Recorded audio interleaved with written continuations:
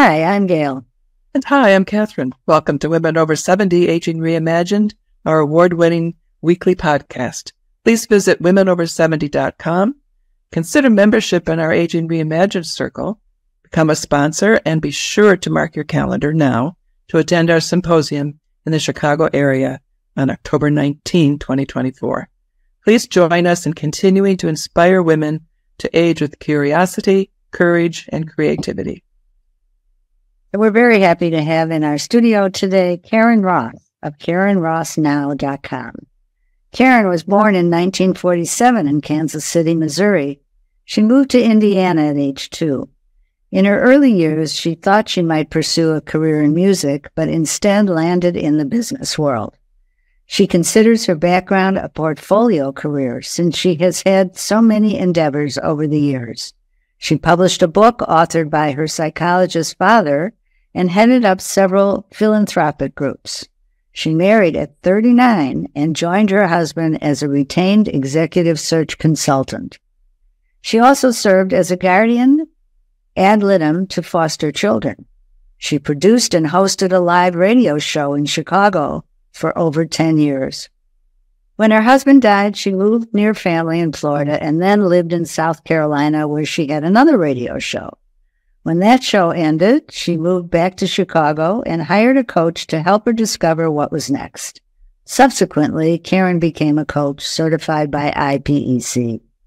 About 5 years ago, she became a board-certified hypnotherapist, adding hypnosis to her practice. So, Karen, welcome to Women Over 70. Thank you. Yeah, we're happy to have you. Happy to be here. One of your programs is named Attitude of a Champion, and it seems that you've adopted this as your own mantra, fearless in your approach to living. Why do you think your career has had so many twists and turns? Oh, that's a great question. And I could look back and ask that question of myself. I guess I've always been curious, but there might be an element of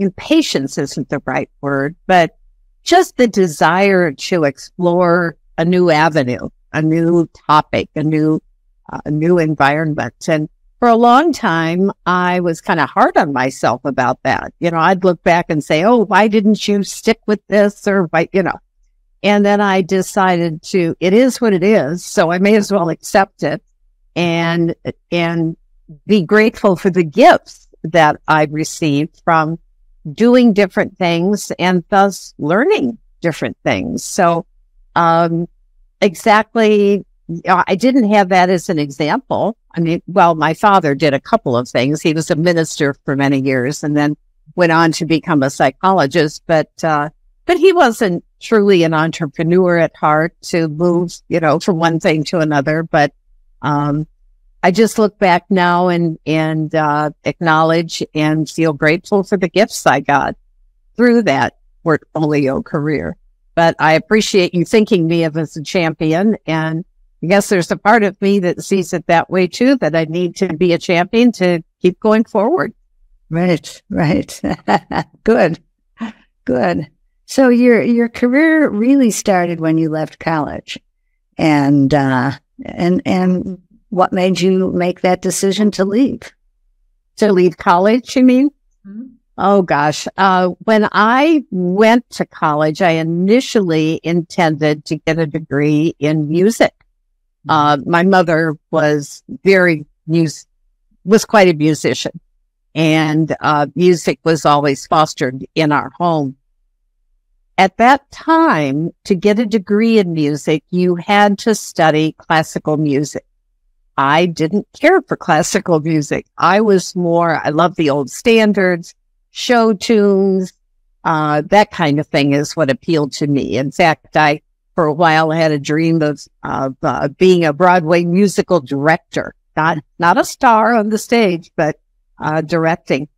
But that obviously wasn't going to happen through college. And so that was probably the main reason I left, when I realized I had to study classical music. And I remember my mother saying, how can you call yourself a musician and you don't love classical music? But that just happened to be something that we were different in that area. Right. Right. So what was it like to have your own radio show? You had two. Oh, yeah. I loved that. I really, really did. And it was something that I just decided that I wanted to give that a try. I think I had seen a woman on TV and she had talked about starting a TV show in a small market and knew nothing about TV, knew nothing about doing a show. And I thought, well, that sounds like fun. I could do that. When I did a little bit of research, it appeared, at least in the Chicago area, it would be much easier to start a radio show than a TV show. And I remember telling my husband, oh, I have this idea. And he kind of rolled his eyes and he thought, oh boy, here we go. But he was very supportive. And I found a little tiny station that was housed actually in an apartment in a Chicago suburb. And it was privately owned, the radio station. And that's how I got my start and did the show there. But I remember the first day I was on the air and I thought, this is what I was meant to do. And I loved it. I then, about a year later, moved to a larger station in Chicago. Some may remember it. WAIT was an AM station. And I was there then for about, I guess, eight or 9 years. And my show morphed a couple of times, but I was always interviewing authors of nonfiction books. And my goal was always to bring information to my listeners that they might not hear anyplace else and that could make their lives better.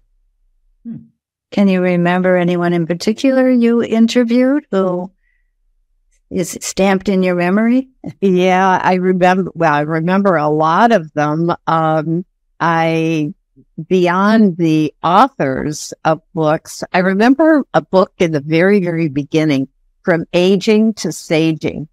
And it was written by a rabbi, well, I'm not going to try to remember his name, but that was one of my first interviews. Mm-hmm. And then it went on to just cover many, many topics. Another that I remember was Dr. Stephen Sinatra, who was the first MD cardiologist to really talk about the difference in women's heart health, difference from men. Heart attacks manifest different. Heart disease manifests differently. And that was kind of groundbreaking at the time. Now there's a little more recognition that women's hearts are different and so on. But nevertheless, most of the research has always been done on men. And so those are a couple that stand out. I've always, as I mentioned, Broadway musicals. And so I always enjoyed music and Broadway shows. And so I made an attempt at times to interview performers. One of my favorites was Barry Manilow, and he was going to be coming to Chicago to appear. And I was able to reach his people. And they said he would not appear live on my show. But if I could arrange it, he would allow me to record a 10-minute interview. So I arranged that with the people at the station, and we were all set to do a 10-minute interview. And Barry stayed on the line with me for 30 minutes. And we had a great interview. So I always felt like I kind of knew Barry Manilow. And I still, to this day, like his music. And I interviewed some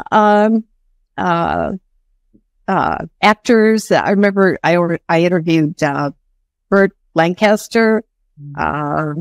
Anyway, I could go on and on, but I have to say I've forgotten a lot of them, but I have the list here somewhere. But they were always really mostly good authors who wrote some really good information.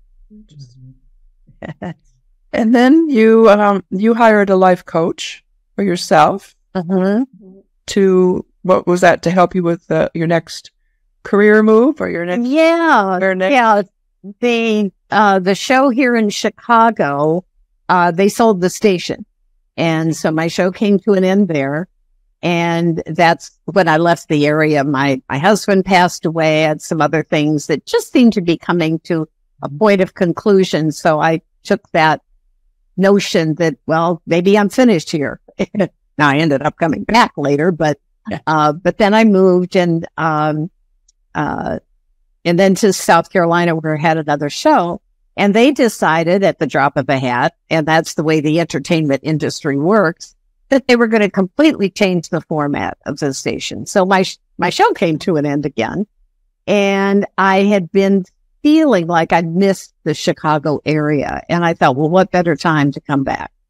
And when I did, though, I thought, well, what am I going to do? And, you don't break into radio in Chicago. It doesn't work quite that way. And so the coaching was really just starting to get popular. Mm-hmm. People were really starting to recognize it as a worthwhile profession. And I was introduced to a woman who was a coach, and she was the one who pointed out that after we'd worked together for a while, she said, "You'd make a terrific coach." And she said, "Ask your friends what they think." And I did. And they all said, "Oh, that's a no-brainer. That's what you should do." So I went ahead and got trained in that. And frankly, didn't find it that fulfilling until a number of years later when I discovered hypnosis and incorporated that into my practice. And how did you discover hypnosis? What was that path? My sister actually told me about a woman. She had listened to a couple of YouTube presented by Marissa Peer, and she's out of the UK. She developed a program called Rapid Transformational Therapy. Mm-hmm. And I listened to a couple of YouTubes and really liked her. And I thought, oh, I really like that approach to helping people. And I like the word rapid, even though my dad was a psychologist and had clients for years, I always thought, certain issues could be resolved very rapidly. And so that appealed to me. So, I remember thinking, well, I wish I could do something like that, but I bet you have to be a licensed therapist. So, well, I didn't. I could take that course, get certified in it, and then become board certified in hypnotherapy. And, so that was the beginning of that. And I just really, liked the approach of helping somebody find a root cause of an issue. Mm-hmm. And then helping them know that with their subconscious mind, they could change it quickly. And I've gone on to study other approaches to hypnosis and other experts in that field, and just continue to find it fascinating and very impactful in people's lives. Are people willing to do hypnosis without, you're encouraging them? Or do they come to you because you do hypnosis? Some come because they know about it, they've done it, they love it, they understand the value of it, and that's why they're here. Mm-hmm. Others start out curious. People, I do a lot of networking groups and a certain amount of podcasts, and the first thing I want to know is what have people's exposure been to hypnosis? Mm-hmm. And often they say, well, only what I've seen in movies and on TV. Mm-hmm. And typically that is a terrible representation because hypnosis truly is it takes somebody into a state of deep relaxation, heightened self-awareness, access to their subconscious mind. There's nothing woo-woo about it. Mm-hmm. It just truly is tapping into the power of the subconscious mind that everyone has. So when they really understand how basic and simple hypnosis is, they're typically very willing, or they don't stick around very long. Yeah. I had my own experience with hypnosis. Oh, with tell me. Therapy. Yes, I thought it was so powerful. Really? You want to tell us what it was about? Why did I go? I think it was during my daughter's, as I say, stormy adolescence. And I was just full of anxiety and worry and trying to find a way to be supportive of her and yet detach from her. Excellent. That was very, very helpful. And I was so sad when my therapist moved. Ah, well, I'm glad to hear that. I did a presentation, it's probably been a year and a half or so ago, to a group of women who were, I think they were all over 70, most of them. And so I asked that question, what has been your experience, if any, with hypnosis? One woman piped up and said, oh, I had all three of my kids under hypnosis. And I was struck because that had to have happened 30, 40 years ago. And I was very impressed with that. Then another woman stood up and said, and she was a nurse, she said, oh, I had my daughter with hypnosis. So there you have it. You know, I had my own preconceived notion that I knew it wasn't a new practice, but I didn't expect older people to be that accepting of it. So that was a wonderful experience for me and for them. And are you continuing at your work as a Oh, yeah, absolutely. Full time. Yeah, absolutely. Yeah, that's great. And so, what do you think, Karen, about your own aging? You're 76 now. Oh God, remind me. Every once in a while, I kind of remind myself, and I say, "Really?" And so, what do you think about your own aging? Well, I am very fortunate that, all things considered, I'm extremely healthy, and I'm not a health nut by any stretch of the imagination. I'm sure that, you know, I could eat better. I'm sure I could drop 10, 15 pounds and feel a little better. So I'm not, you know, really into health activities, but obviously I've done a good enough job that I have maintained my health. But several years ago, I realized that most of my life I had been sedentary. And I mean, from the time I was a kid, I was not drawn to athletics or sports or anything. And I just continued my life that way and pretty much spent most of my life sitting. And a few years ago, I thought, you know what? If you want to stay healthy, you can't do that. You gotta move. And again, I didn't go crazy with it. I found a program that I am willing to do. I do it almost every morning. It's called Aging Backwards. Mm-hmm. And that woman's focus is on the aging person, she's had men in her program too. And I do that almost every day. I live in the city and I walk wherever I can walk. And I'm convinced that has kept me healthier. So I don't pay a lot of attention to my aging, frankly. I'm not going to say it's irrelevant, but I'm careful not to use phrases like, well, because of my age, or, you know, some of those common phrases that you sometimes hear people use. I make a concerted effort to not use those words. I just don't think that way and I don't talk that way. And I think that makes a difference. Sure it does. Sure. And so how can people get in touch with you if they want to know more about the work that you're doing? Well, thank you for giving me that opportunity. KarenRossNow.com is my website. Or they can go directly to my calendar and schedule a time to just chat. And I do that complimentary to talk about whether or not hypnosis might or might not be the answer for them or the next best turn for them. And they can get to my calendar very quickly by just going to meetwithkarenross.com.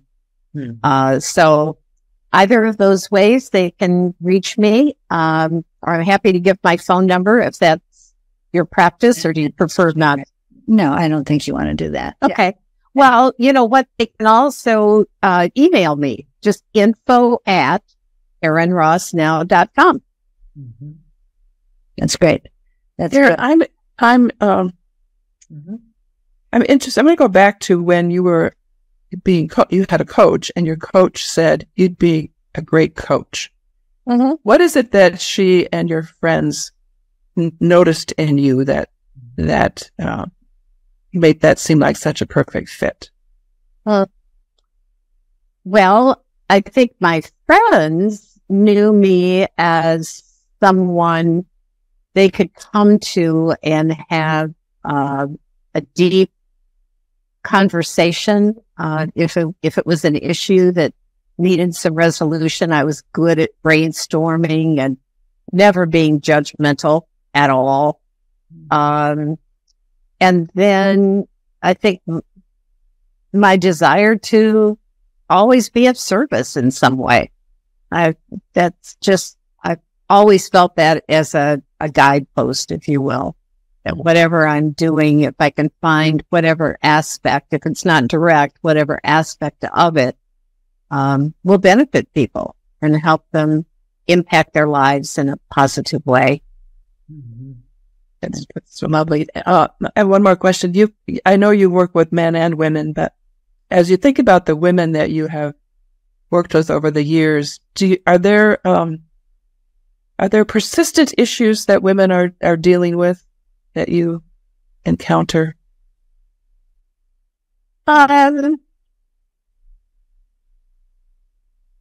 If I look back over my female clients, it's really kind of run the gamut. I've worked with people who have had chronic pain issues, sleep issues, and those are things that might have more of a tendency as someone ages. I have worked with women who are have experienced loss, whether it was divorce. I've helped women come through or come out of divorce from the emotional fallout of divorce. Mm-hmm. And I had a couple of clients who had lost their husband and thought that, their life was going to go on for many years in a partnership, and that was taken away from them. Mm-hmm. So that's been kind of a trend, but otherwise it's really kind of run the gamut. Mm-hmm. I remember now that sleep was one of the issues I brought to my therapist. Okay. Yeah. Anyway, and we can work. Yeah, we can work with that very, very easily and get really good results. And I've had my own issues with sleep, that I would wake up and I would think I was really practically sound asleep, but I'd get back in bed and couldn't go back to sleep right away. Mm-hmm. And I picked up a tip someplace, and I don't remember where, but I have used it. I just lie there and I say, I am so sleepy. I am so sleepy. And it's amazing. I mean, that's so simple, but for me, it has really worked. And when you use the word and you make that focus, then your mind can't go on the other stuff that was keeping you awake. So that's, yeah. I do have another question also, and that is, how did you break into radio in the first place? What started that? Well, as I mentioned, I heard this woman talking about starting a TV show. And when I started reaching out to ask questions, that's when I realized radio would be much easier. And then I learned that certain stations had blocks of time that they sold. Mm-hmm. And in fact, that was the way I think WAIT, like several stations were like that. But then I found this little tiny station that, I wasn't going to spend a whole lot of money. Some of the major stations was like $750 an hour. And that was a long time ago. But I found this little tiny station that I was able to pay $25 for an hour of broadcasting time. And so that's how I got started. And it was something that I thought, hey, if this doesn't work, if I hate it, it's no big loss. Mm-hmm. And I ended up loving it.